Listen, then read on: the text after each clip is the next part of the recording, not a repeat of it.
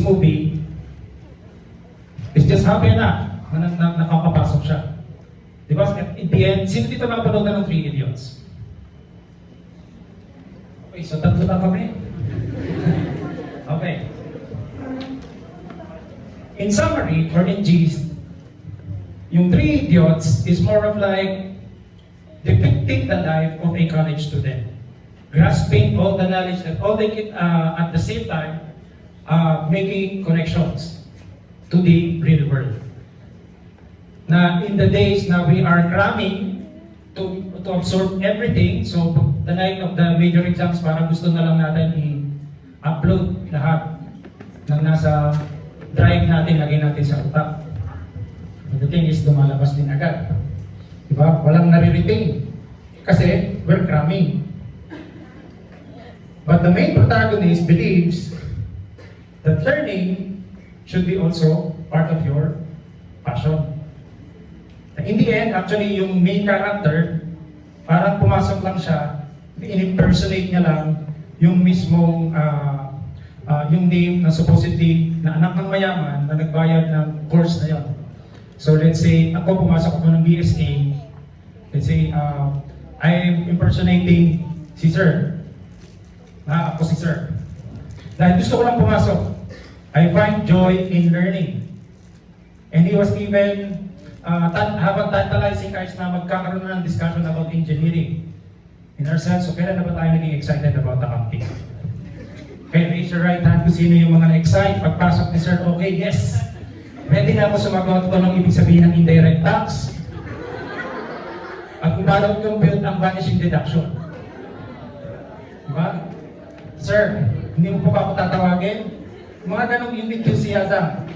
So this is just an exaggeration, but definitely the enthusiasm for us to understand what value does it bring. Bakit ko ba kailangan itong aralin?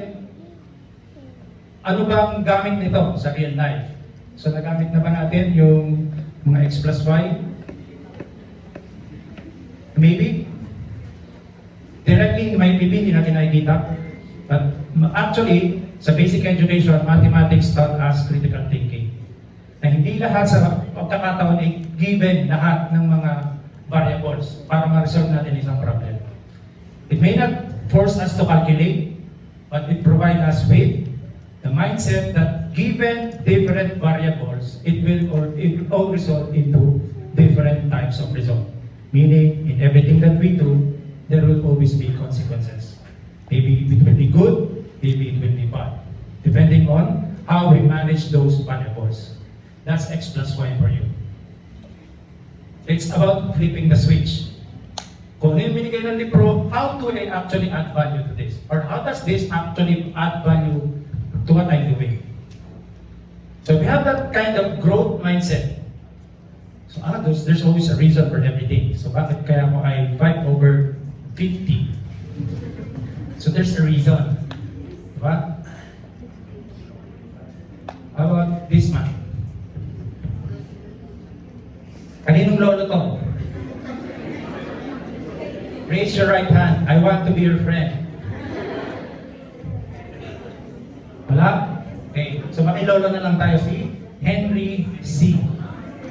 If you've been to SM, you must know him.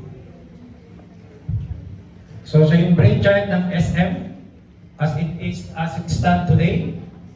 Definitely, yung humble beginnings niya na isang shoe entrepreneur and growing it into a conglomerate. And consistently, while rest in peace, Sir Henry C., while he was still alive, he's always part of the top richest man in the Philippines. Sino dito ang nag-take na ng transfer tax? Estate taxation. Di ba part na kapag ka namamatay yung, let's say, yung decedent, hahatiin yung estate. Di ba? Hahati-hatiin sa mga heirs. So Henry C. is an example of success that talks about generational wealth. Maaaring nawala si Sir Henry C. Pero nung hinati yung estate niya sa tinatawag na C siblings, they're still part of the top 10. ganon sila kayaman. Another example of success.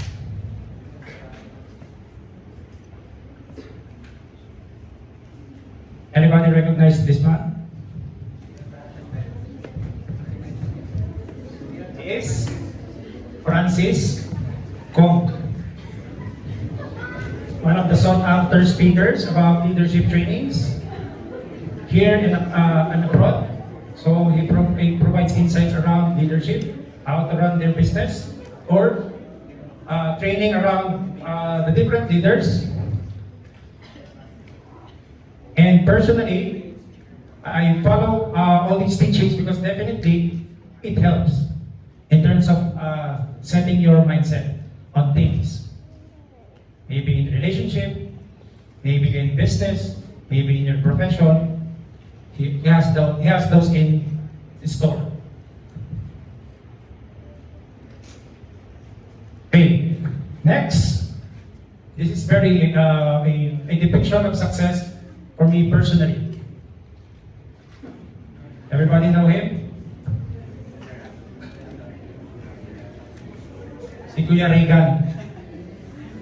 So our first CPA. Diba? So sir, parang historian ka na rin ba? Okay. So way back in 2007, he was the first to pass the CPA board exam coming from Cape. We also had the opportunity na makasama siya as a student. So first year kami, fourth year sila. So yung mga, sino na din yung mga first year? Nasaan na yung mga fourth year? O yan, sila yung mga ilulook up ninyo ha. Tandaan yung mga pagmumukha na yan. Diba? Because success in a way can be modeled. Kasi basically, we don't have like different lifespan. Lifespan lang naman ang tao is around 80. Matagal na nga yung 80 years old eh. So we only have one lifespan. And in order for us to gain more insights on how others did it, we need help. We need somebody as a role model. And we have to choose carefully in terms of who our role model is. Nakita namin yung preparation, kung paano siya nagpe-prepare. Medyo stricto kasi yan eh, si Sir. Estudyante pa lang. So imagine yung fourth year, sasabihan ka na mag-aral ka. Huwag ka parehas ng kayo estudyante, di ba? Tapos hindi mo siya kaklase, hindi mo siya kakilala pa kung ganun kalalim. And then he will tell you, this is how it should be done. Kasi may mga kaklase ako dati yung first year, nakasama nila sa dorm, si Sir Regan. And then when, hindi ko pa naintindihan yun kung what it meant to have that laser focus in terms of preparation, reviewing, studying, bakit ganun kailangan, bakit ganun karab focus ang kailangan. Until the results came. So that's actually why until this time, we are still looking up to him, yung mga lower years niya before. Because he paved the way for the faith BSA program. We can actually, kaya natin makapagsabayan sa ibang mga schools. Or yung requirements ng PRC when it comes to CPA licensure examinations. And at that time, I mean, after niya makapasa, he also became our instructor. Diba? Para upper class, tapos naging teacher ko na. Inspiring yung story niya. Diba? Hindi dito yung mga naging estudyante ko. So di ba medyo inspiring. Pero pagdating ng klase na, sir, bakit naman parang yung exam ayaw matapos?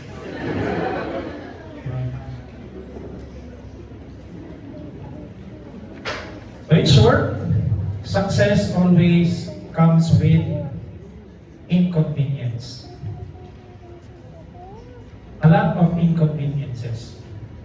It will not be handed over to us in a silver plate. Expect that there would be cost. So there's a cost for success. Mabalik lang tayo dun sa 3 idiots. They define Actually, they define success as a byproduct of excellence. Diba? In faith, we have this formula for excellence. C plus C plus C is equals to E.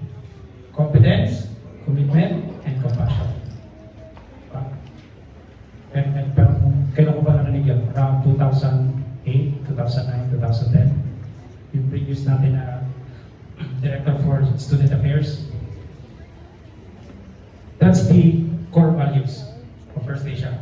That up until now, I still believe that we embody those as one of the alumni of First Asia. That's how help us propel to get that byproduct ng success na sa tingin nyo is already a success at this point of time. Okay? And last but not the least, I need not emphasize this enough. I think you know it. Malalaman mo sa sarili mo na success ka eh. Diba? Yung step by the step. Diba? This we all can relate. So, kilala niyo siya, diba? So, kilala. Diba? Kaya ko sinama talaga ito eh. Para we can all relate. It might be comical, pero it makes sense. It makes sense, maybe not in the formal way, pero before we can actually achieve success, we have to undergo yung tinatawag niyang step by the step. Para malalaman mong sumaksis ka eh. Diba? But that for me are like a framework. So, naka-framework na naman. So, mag-lecture na ba? So, lagi natin naririnig yan sa accounting. May framework, may basis, bakit ito ang treatment dyan, ito yung standard, so puro na lang standards. Sa success, wala man siyang specific na standards, pero meron din tayo sinusundan na parang backbone on how to achieve it, on how do we define it. Okay? Maybe sa iba, it's a generational wealth. Maybe sa iba, it's an influence. Maybe sa iba, it's just a peaceful life. Siyempre, a peaceful life also costs something. There's no such thing as free lunch. Always remember that. Kung sabihin man yung free, somewhere, somehow, somebody's paying for it. Okay? So if you're saying, hey mate, I have a free time, you will be paying it afterwards. So in every action that we make, there's always a reaction afterwards. Okay, let's move to the next one. What life has taught me. Discipline is greater than dreaming. Kasi yung dream mo, pwede kang magising dyan eh. Today, meron kang dream, tomorrow, wala. In short, hindi siya consistent. In some days, you're pumped up. In some days, you're burned out. Or all of the days, you're burned out. Diba? Cramming days na naman, finals na naman. Buti motivational speaker na lang si Sir.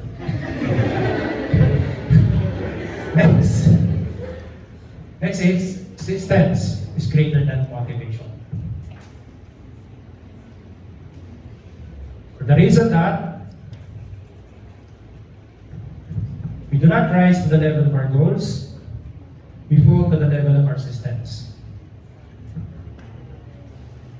Kung wala kang consistency or wala kang isinet na program, kasi kaya nga tayo nasa school, mag-aaral tayo, di ba? Kaya nandito tayo sa course na to, pangatawanan na natin. Hindi, parang half-hearted pa ako. Parang graduating class sem na, half-hearted pa ako kung BSA o BSMA talaga yung gusto kong course. Nandito na tayo eh, let's take action and let's take accountability. And while we're at it, let's do our best. But I guess my best wasn't good enough. Okay. Next is, we should believe on the systems that we set. Kung hindi hindi nag-work, recalibrate. Mag-recalibrate lang tayo. Kaya nga tayo may mga assessments eh. Para ma-check if we are actually progressing as expected. Gusto kong maging CPA. We are in love with that title. We are in love with that idea. But are you preparing yourself? Gusto ko ng 6-digit na sweldo. Are you preparing yourself? What value are you bringing into the table?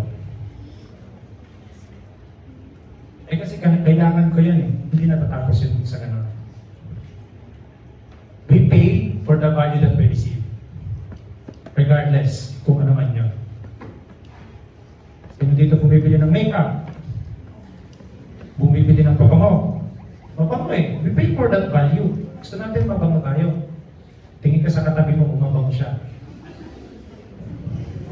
Diba? I pay for that value.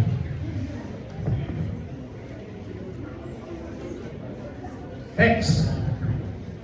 Now that we have defined for some, this is the success, this is their success, this is the measurement of their success, this is how they achieve it, then still, why some people still stand out? Why they look like they are ahead? Kala ko ba mo ay hindi karera, so bakit parang may nauna? Diba? Number 1 pa lang ako, siya nagpapasa na. Hindi na ako nakali sa number 1. Diba? Bakit parang ang bilis?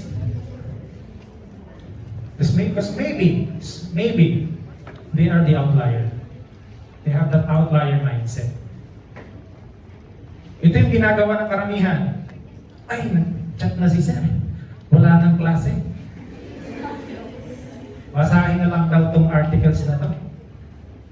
Uwi na tayo. Laro na tayo. RG. Right? But for some, this might be a mission. Ano eh? I'm investing on something. Maybe sa ngayon hindi nyo nakikita kasi mahirap eh. Pagka yung paradox na hindi mo nakikita yung future. Parang tingin mo, it's not enough the effort that you're putting in. The only way to know that is, hindi magtanong ka, kaya maghahanap ng mentor, ng role model. Ask them, how did they do it? Libre magtanong. Dahil, pag mahihiyang, magtanong. Diba? If you don't ask the question, the answer is always no. So you have to ask. All you need is to have that conversation or introduction para magtuloy-tuloy. Okay, pwede ko bang, let's say, kasi sa corporate world, mentor is tantamount to getting that insight of the experience that you want to have. They're also like back and forth in terms of ideas. Kasi it's also great to talk to somebody with experience. Ano po bang ginawa niyo sa ganitong conflict? Paano niyo po ba nalagpasan yung ganito? Let's say na-burnout na ako sa role na to. Or support that you want to have. Siyempre, not always about financial. Ngayon po kasi yung lagi ko parang kailangan eh. It's always invest about the value that we bring into the table. Now that we are here, the concept of outlier. 10,000 hours of deliberate practice. Doon sa outliers ni Malcolm Gladwell. They define an outliers na meron silang at least yan ha, minimum. They spend 10,000 hours of deliberate practice. Okay, so yung business ko, how to arrive at the non-controlling interest in the net asset of subsidiary, 10,000 questions or 10,000 hours mo siyang isolve. Hindi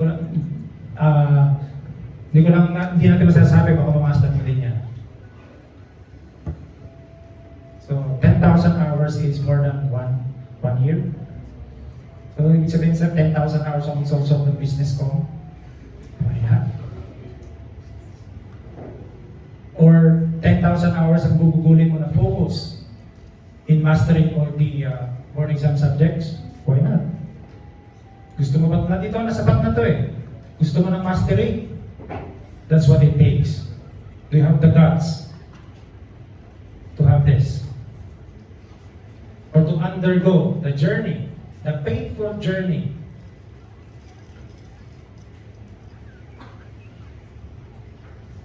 We have to use our school years to build our hours. So lahat ng mga activities, lahat ng mga skills na let's say mga ganito, seminars din natin, it adds to the hours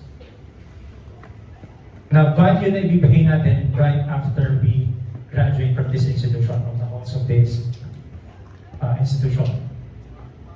Use that because so itong mga, let's say itong events management, it's actually a great skill more than the books that we read, the concepts that we memorize. Kasi expectation naman yun eh. Pag graduate mo, you have those skills. Babalik ulit tayo dun sa how do you stand out? What's special with you? Kasi ang concept natin kapag nasa school, based dun sa mga metrics or let's say sa assessment, grades, nag-advance tayo ng sabay-sabay. Siyempre, pag nabot natin yung grade na yan, okay, we will proceed to, so first year ako, magiging second year magiging third year magiging fourth year, mga extend pa ng 1 sem, yun, parang ano. So we have metrics para mag-proceed to the next level ng sabay-sabay. But by the moment na lumabas na tayo sa halls of First Asia Institute, kanya-kanya na yan. Ikaw na ang magka-craft, you're already at the passenger seat of your career. Or yung path mo to success. Hindi yan sasabihin ni Sir Lazo, okay, dapat ganito, ito si Paul dito, si Kim dito, ito yung gagawin, ito yung expectation, no? Ikaw na magdadrive nun right after graduation. So medyo pinreaction na naman ako ni Sir. That's the beauty of sanay ka na sa pressure. It's not the question of if. Magkaka-pressure ba? Wala akong pressure? Madali ba? Mahirap ba? What if mahirap? Accept mo na, mahirap. It's not the question of if, but when you will make that decision. So part ng role ko as a senior BCM officer is to ensure that all of our business operation will still continue even in the event of disruption. So in short, sa mga bangko, they are already anticipating that these disruptions will occur. Hindi yung kung kailan naganap yung disruption, saka ka palang mag-i-improvise, saka ka palang magpaplano. Sa atin personally, that can be also applicable. It's not a question of magiging high pressure ba itong trabaho na to or itong endeavor na to. If I want to be a businessman, itong steps na gagawin ko. Would this be a high pressure environment? Pero kung uunahan mo na, yes, this will be, but how would I react? You have to flip the switch. It's not about kung dadating ba, isipin mo dumating na. What would be your action? What would be your action?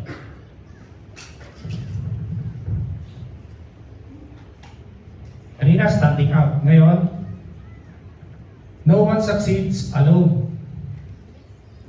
Always remember that. Kaya yung katabi mo, it can be your collaborator. Collaborator sa magandang bagay, ha? So, just to be clear lang. Kasi someday, somehow, maaaring magkaiba kayo ng kung saan kayo mag-uumpisa. Pero maybe at the latter stage of your career, you will meet again. Doing different types of job or different types of role. Or maybe, kayo magiging client ng isa sa mga kaklase nyo ngayon. Or maybe somebody you can bounce back ideas with in collaboration. Okay, so don't burn bridges, ha? Because this is just a small world. Lalo na sa profession natin, it's just a small world. Kami nga ni Sir, para kaming Northern Trust before. Dito ko lang siya na-meet. So nakita niya na, Northern Trust ka para. So it's actually the industry that we're working with, the IT BPM, even the audit firms and all, it's just a small world. Kumbaga, yung halimbawa, galing sa Northern Trust, pumunta ng ING, galing sa ING, pumunta ng JP Morgan pumunta ng Wells Fargo, then Wells Fargo to Northern Trust. So parang umiikot lang yun actually sa industry na to. So, connections, network matters. Yung kakilala ni ganito, may kailangan ganito. Are you available? Are you ready? So, success is just a matter of staying ready. So, kanina, ang example ko si Kobe Bryant. Pero may mga NBA players na although magaling sila, hindi sila nagagamit. But still, they remain professional. They stay ready. They still prepare, they still watch films, they still follow the drills. They stay ready. So sa atin, we also have to stay ready. Paano yan kung kailangan ko ng tax accountant, tapos medyo shaky ka pa, or wala ka talagang, let's say, that in-depth knowledge in terms of tax accounting, kailangan ko ng isa, or kung ilan man yung kailangan namin nila, sir. Are you ready? So that's the basic requirement, yung competence. That's actually the goal. That's why we are providing this syllabus, ito yung mga gusto namin ituro sa inyo para once na umalis kayo sa institution, you are ready. Maybe not 100%, but somehow, the basic understanding is there. The framework, the critical thinking, the way we carry ourselves outside this institution. At the end of the day, again, no one succeeds alone. Kahit ako personally. That's why I have my wife.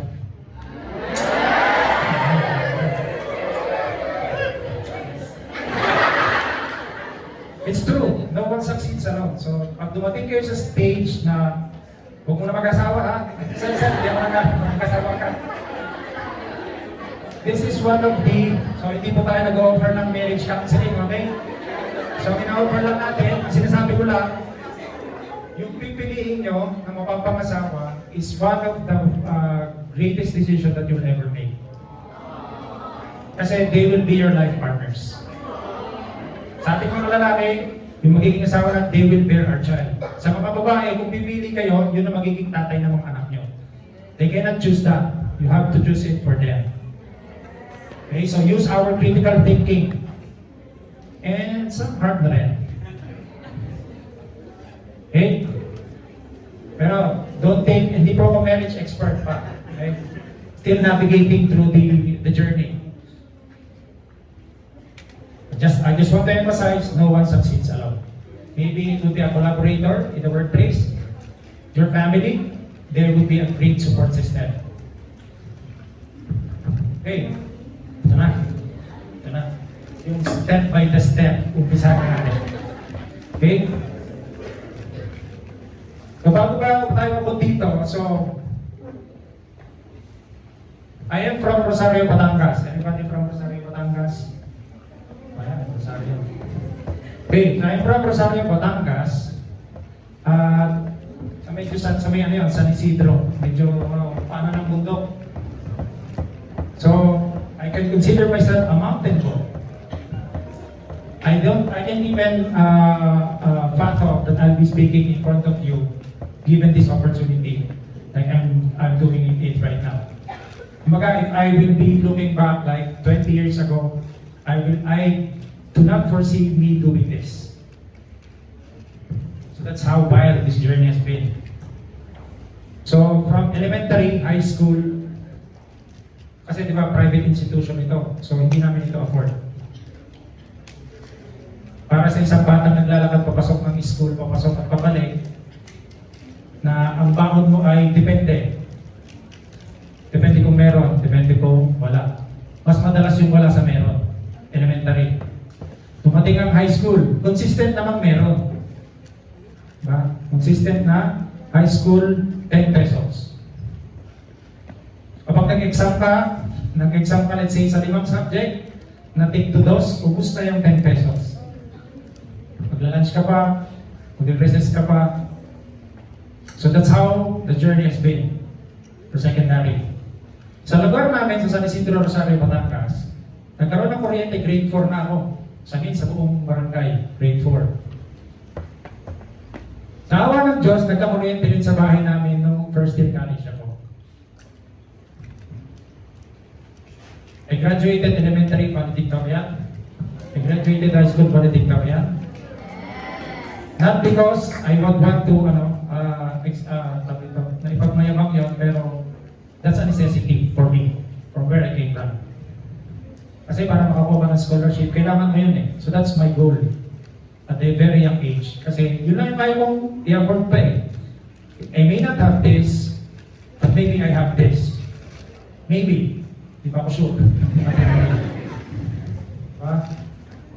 Kasama din ako sa yung mga division school press conference. Imagine pag magkakalap ka ng balita na wala kang TV. Walang kuryente rather. But we can improvise. So pwede ako magmukmuk at hindi na ako sasali sa kainan. Wala naman ako may contribute, wala nga tayong kuryente. So doon na-develop ang pagiging makapal ng mukha ko. It's out of necessity. I don't want to romanticize our poverty, but it is what it is.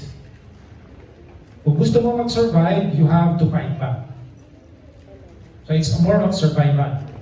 So ang way namin, ang source of livelihood namin is yung, alam niyo yung TV system.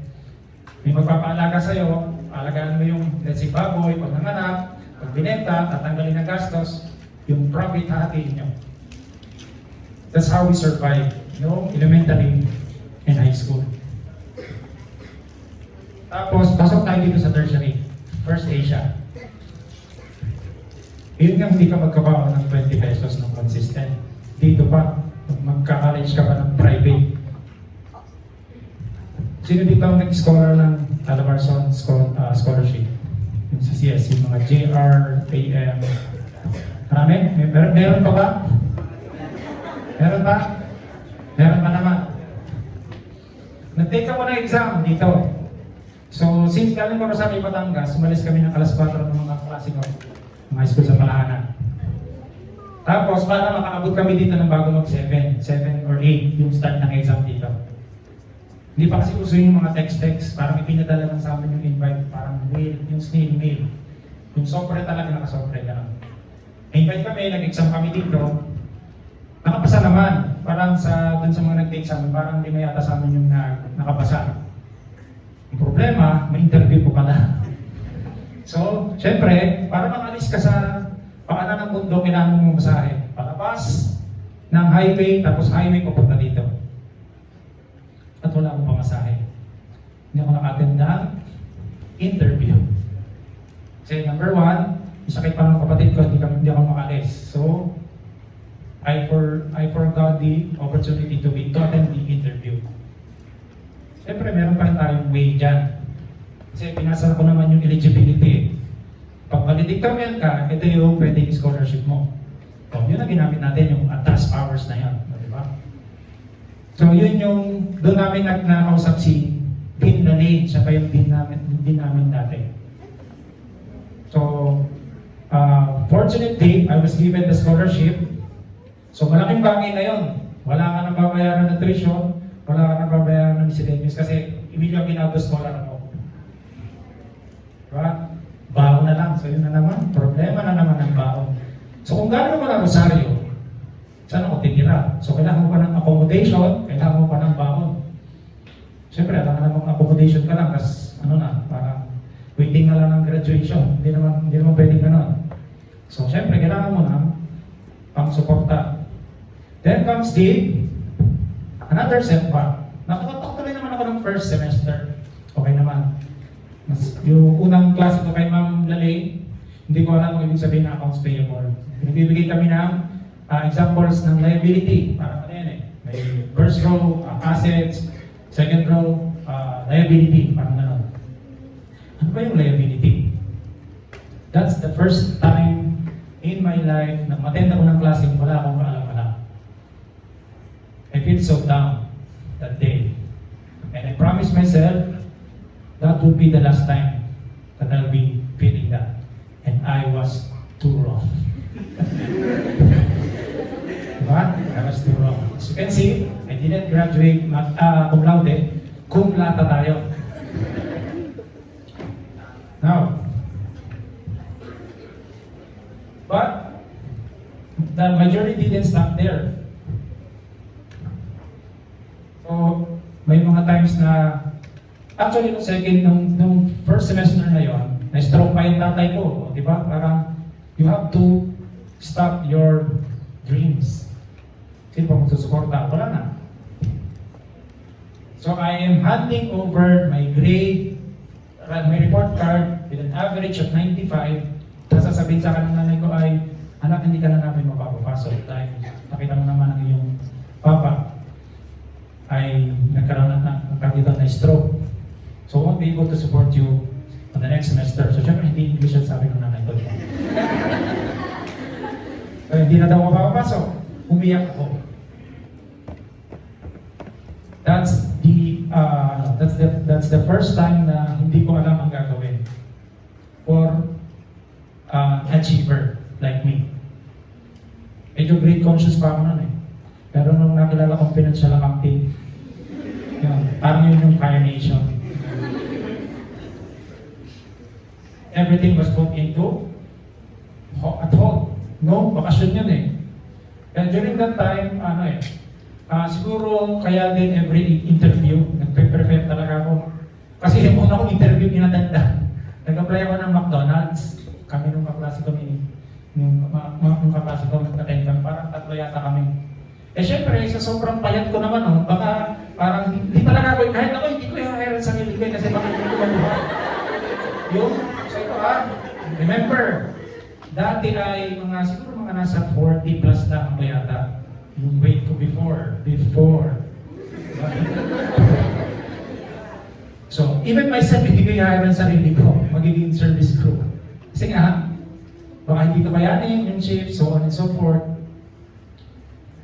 So that's why, parang, doon mo malalaman yung breakthrough eh. Kapag sobrang ganun kadami ng sunod-sunod na nangyayari na not going well with you. But one thing should be constant, your faith. Naniniwala ka ba kaya kang i-deliver ni Lord sa mga pagkakataong gano'n? Kasi ginawa ko na lahat ng alam ko eh. It didn't work. Nothing works. I was so frustrated during that time. But the thing is, noong mga bandang mga panahon na yun is I'm already walking with God already. Kaya sabi ko parang sobrang naman niya tayong gano'n na gusto ko tumuloy pero yung pagkakataon is hindi na ako binibigyan ng chance. Then, until I was able to have that connection with yung aking tiyahin na nasa abroad. Siyempre, no expectations, I asked. Kaya laging tumanim sa akin yung na yun eh. If you don't ask the question, the answer is always no. Ikaw ba naman, survival na ng pagpasok mo. Nakataya, hindi ka papasok sugal. So I asked, I pleaded, baka po ba pwede niyong tulungan? Kahit po pangbaon lang. At doon ko napatunayan na God provides. Always. That's one of the breakthrough of my journey. Nagtuloy-tuloy, awa ng Diyos, nakapasa naman tayo. Igapang natin ang ating journey sa faith na fruitful and memorable experience.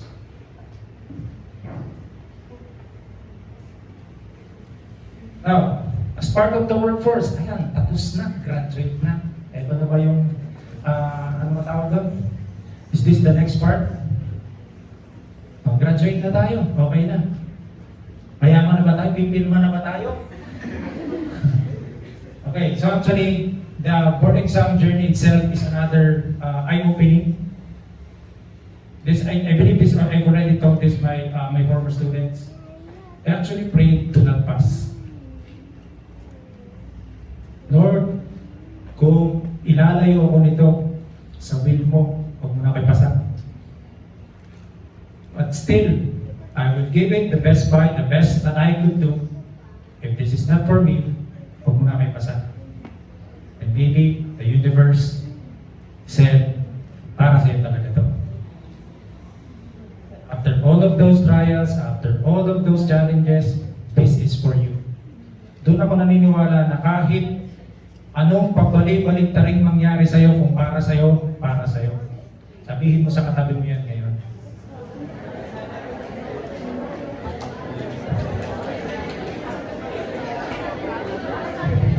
Hey, now, as part of the workforce, di ba, nakapasa ka na, CPA ka na, o, di ba? Pipirma ka na, pera na ba? Hindi pa pera. The next challenge. So, parang yung problema ko, pataas din ang pataas ang level. So, kami kasi, pito kami magkakapatid. At ako pa lang ang naka-graduate ng college. So, binuno ko yun ng 10 years. Kumbaga sa basketball, nilibron ko yung buong team namin. Yung buong mga kapatid ko. And with God's grace and provision, yung una kong pinaaral, graduate na ng Forsyth. Actually, siya na yung nagpaaral sa sarili niya sa law school. So, is already preparing for the bar exam. Yung isa, dalawang mechanical engineer. Tapos yung isa is computer science graduate. Tapos yung dalawa, yun na lang yung nag-aaral namin dalawang high school. So, I would like to, for us to pause and think about this. Kung ano man ang pinagdadaanan mo, yung test na yan sa'yo, let your test become your testimony. Dapat lang tayo palagi. Dapat lagi tayo ang mindset natin is, kapag ka ako binubugbog na, parang ano yan, si FPJ. Kung sa una lang yan, mananalo ka rin sa uli. Basta, huwag ka lang susuko. Yung mga rejections mo, lahat ng mga masasamang nangyayari, that's a feedback on your life. Take it, improve. And then, still, huwag kang susuko, tuloy lang. Okay. I would like to impart this as well. So maybe it also influenced, hindi ko naman ito alam dati, but I think I'm already doing this. So ito yung tinatawag natin na 7 habits of highly effective people. Be proactive. You are in charge. Sabi ko nga, kung hindi ka magtatanong, lagi ang sagot ay no. You know you can or you can't, it's on you. Kaya mo ba? Hindi ko kaya? Tama ka. Yan lang yan. Yan lang yung condition dyan. But you have to take charge of your life. Take charge of your development. Take charge of your future. Begin with an end in mind. O, di ba? Huwag lang sapak ng sapak. Dapat may direction ka rin muna. You have to visualize your success. Ganito ko nakikita yung sarili ko, 6-pack. Diba? And then, put first things first. Sino dito hindi inuna? Di ba? Prioritize essentials rather. So like studies and think win-win. Kagaya nga, ang buhay hindi karera, so we have to collaborate. Kasi we are a social being. So, it would not hurt if we will be socializing with our peers, with other courses, with other, let's say, in terms of experience, mas maraming experience sa atin, or tayo maging mentor sa mga nasa kabata sa atin. Seek first to understand, then to be understood. Makinig lang muna tayo. Okay? Hindi agad yung mahirap yan eh. Diba? Baga, ang ano namin sa parents namin is, sumunod ka muna bago ka sumuway. Then synergize. So yung mga nag-organize nito, isang example ng synergy. Sa corporate, iba't ibang teams din yan. You'll be part of a team that needs to collaborate, synergize with other teams to make it work. That's how it is in the corporate world. Or even in business. Yung business mo is most likely provided to you by an introduction. Sharpen the saw. Okay. At least dito man lang, masabihan ka ng take care of yourself. Take care of yourself mentally, emotionally, and physically. Okay, to end, I would like to leave you with this This is actually a scene in Coach Carter, lines by Timo Cruz from Coach Carter movie. This was actually a quote originally from the Nelson Mandela's inaugural speech in 1995.